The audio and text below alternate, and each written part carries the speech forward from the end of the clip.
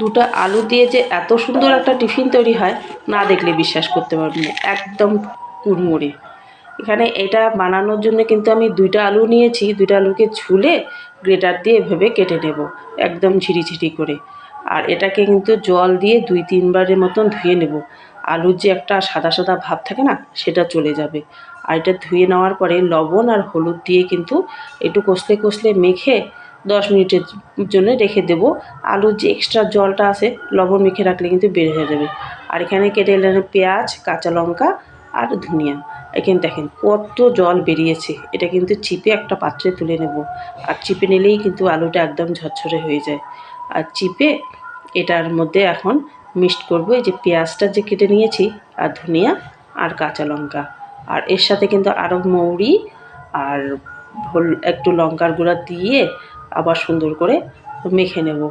আর মেখে কিন্তু এটা মেখে তো তবুও এক্সট্রা জলটা একটু থেকেই যায়। আর ওই এক্সট্রা জলটা দূর করার জন্য দিলাম এখানে বেসন। প্রথমে বেসনটা একটু মেখে নিলাম, তো কম কম মনে হচ্ছিল, আর একটু বেসন দিয়েছি। দিয়ে সুন্দর করে মেখে নিলাম। আর আগে আদা বাটা, জিরা বাটাটা আর রসুন বাটাটা দেওয়া ভুলে গিয়েছিলাম, ওটা দিলাম। আর এখানে নিলাম আমি আটা। এখানে আপনারা ময়দাও কিন্তু নিতে পারেন।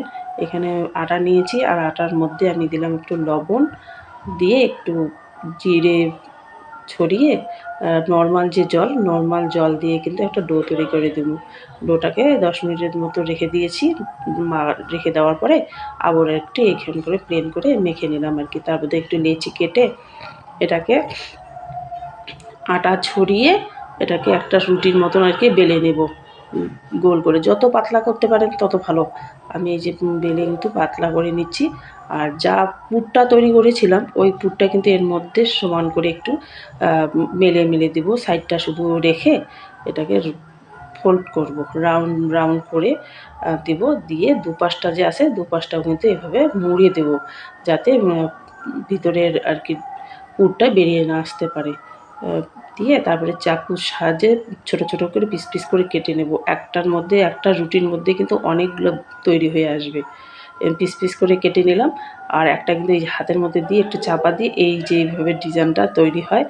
আর এইভাবে কিন্তু আমি সবগুলো বানিয়ে নিলাম। দেখতে কিন্তু দারুণ হয়েছিল।